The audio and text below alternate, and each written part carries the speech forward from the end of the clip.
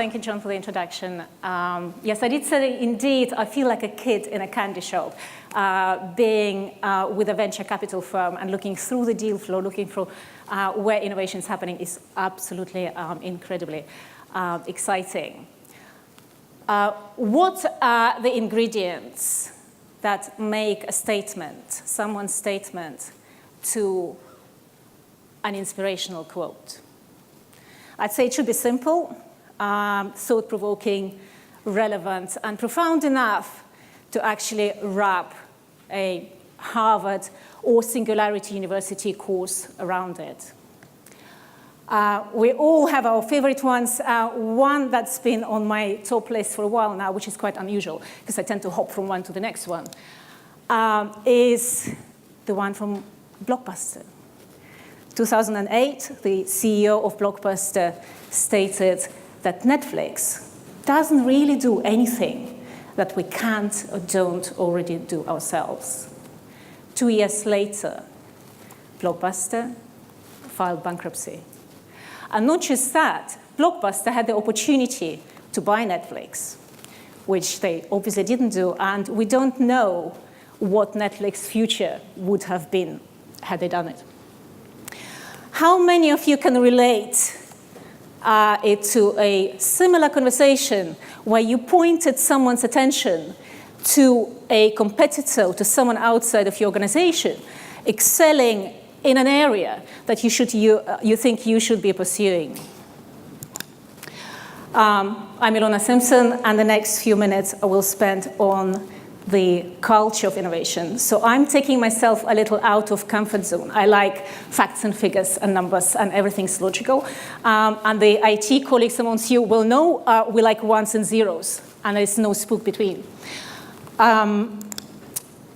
What to expect?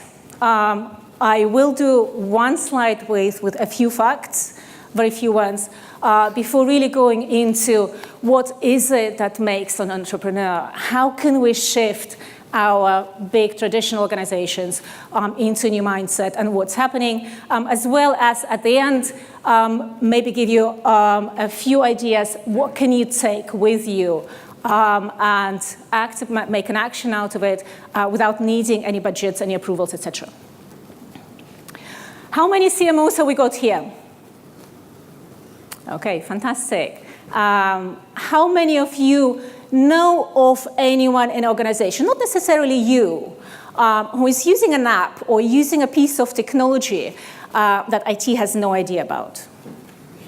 Anyone? Oh, how many CIOs are here? You feel out of control? If so, I have great news for you. You're not alone. And this is not an emerging trend. This is not something where we don't know where it's heading to. This is a reality. 5 years ago, a study was conducted by Constellation Research and Harvard Business Review, where the growth of technology spend of companies in corporate technology spend growing 17 to 20% year on year. And we all know what's happening to our IT budgets.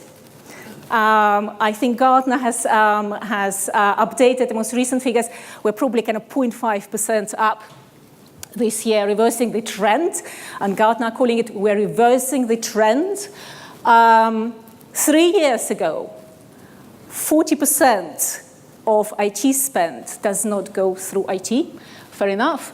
And this year, if I look through the IT budget priorities 2016, and again, a study by ZDNet, the keywords you see here, this is the list of the top ones: efficiencies, risk, governance, more efficiencies, simplification, infrastructure, etc.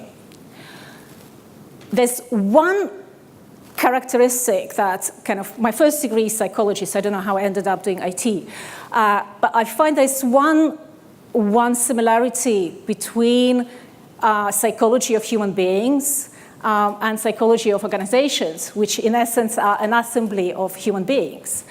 If you tell me how you spend your time, if you show me where you spend your money, I tell you where your values are, I tell you where your priorities are, and where you're heading towards. And in traditional businesses, where we find ourselves, and financial sector being a prime example for that, regulations, the basics of keeping the lights on, is compliance with regulations, it's operational efficiencies. Then we go to revenue growth before touching on strategic differentiation and the brand. And this is the weight. Can you feel the weight of it? Just thinking, how much do you have to plow through to actually get to what really matters to the customer? And what matters to the customer most? And that's what entrepreneurs are doing. It's all about brand. It's all about values. How do you touch someone? How do you get them into your ecosystem? How do you differentiate? And ironically, the new players, although we would say, they probably don't know the game that well, or they have certain disadvantages. But ironically, more often than not, it's easier for them to comply with regulation. They haven't got the ballast of the legacy. They don't have the systems where, as in banking, again, a good example, where it is so difficult to track what's happening through the chain. And values and beliefs is and the brand, what draws your customers to you and what draws your employees to you. And interesting, this is too anecdotal to make any generalizations, but kind of from my very subjective point of view, a very interesting trend. These are two professional paths of middle-aged, white executives. One graduated from Columbia University, a number went on to a law firm and had a successful career in financial services, in banking after that. Deutsche Bank, JP Morgan. Last year, if you had met him last year at JP Morgan, he was managing director of pan-European high-profile vertical for JP Morgan. What's he doing today? He moved to Berlin from London, and he's a CFO of a second-hand car sales startup. Another person, again, interesting education and background, working through their career. And again, last year, as we met, he was Chief Strategy Officer of Deutsche Bank Invest. Living the dream, isn't it? We all do. I had a call with him earlier this month, and he was the final writer of the book on the fintech innovation, and he consults on blockchain. He's an expert on blockchain. So there's something that draws us from, and kind of the more successful we get, the more mature we get as personalities, probably, the more it is becoming apparent that whatever they're saying about Generation Z, the first time I read about it, I said, that's me. Call me infantile. But we all want to express ourselves. We all want to have an impact. And the straight jacket of the pyramid, if you think back at the bottom of the pyramid, that's almost putting us into a straight jacket and squeezing more and doing more for less. It's actually not that exciting, and we all want excitement. Successful organizations have recognized that the mindset shift is inevitable and necessary, and moving from that traditional top-down command and control approach to networks, to actually transparency and making things more empowered, and experimentation.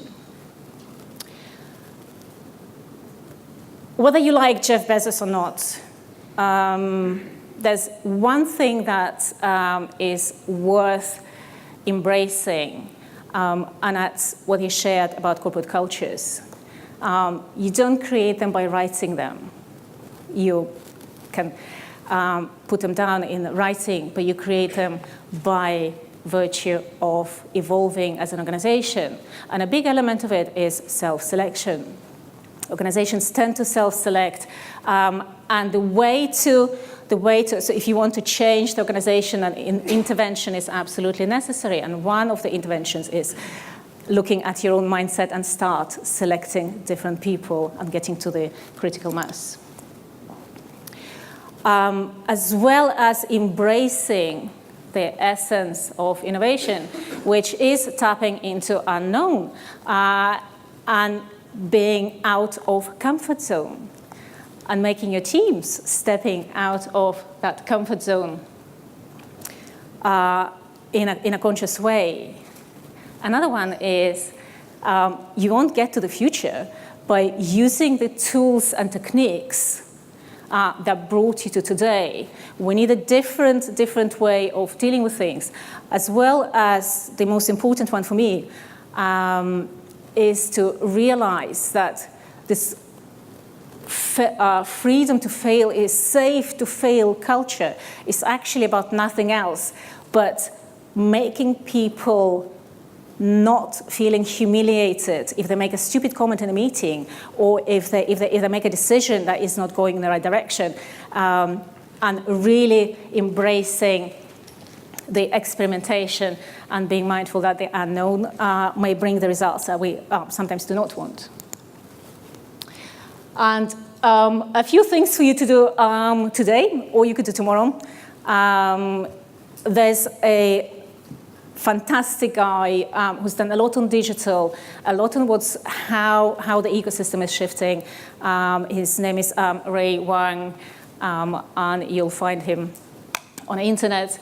Ariadne Capital have launched a few years back Entrepreneur Country.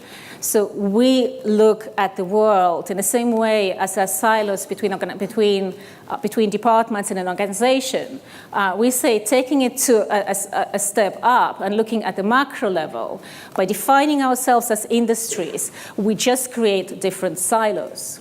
So if I look around and say, what do an insurance company like RSA, a technology company like Intel, energy, and financial services, as well as Internet of Things and enabling technologies have in common?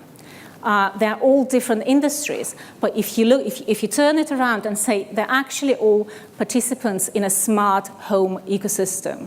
So if we turn it around, and that's what entrepreneurs again are good at, looking at which ones are jobs to be done by someone, and again, an essence of digital, there's no average customer. We solve someone's, a particular person's, a particular persona's particular problem. An interesting experiment you could do with your teams, if you feel like it, ask them to break into your own house. If you get your team together and tell them you're all fired, now walk away and come back with an answer. You join the competition, come back with an answer. How are you going to destroy us as a competitor? That's step number one. The next step is we hire you back. What's your response? Yeah, and not just, number one is I find it's a very rewarding tool for people in a team to actually feel I'm listened to, I actually am important, I can be creative, and I actually have more ideas than anybody think how we can do it better. You can then present it to your peers in the boardroom or whatever, but that's up to you. Get in touch. I think what we see that is happening in the venture capital industry is it is acknowledged not just by the likes of Ariadne Capital or Andreessen Horowitz, who actively engage and trying to bridge that gap between startups and traditional businesses, where there's so much innovation happening, and you could evolve yourself into kind of large organizations, have an opportunity to evolve into platforms by opening their APIs, by collaborating with startups, by looking at creating digital P&Ls. So there's an element of run the business, there's an element of change the business, and there's an element of reinvent the business. So whoever's interested in reinventing the business, I'd say VC industry is super hot. Most recent statistics say that London is the European capital for startups, and the UK is ahead of anybody else in Europe. So you don't need to go as far as Silicon Valley.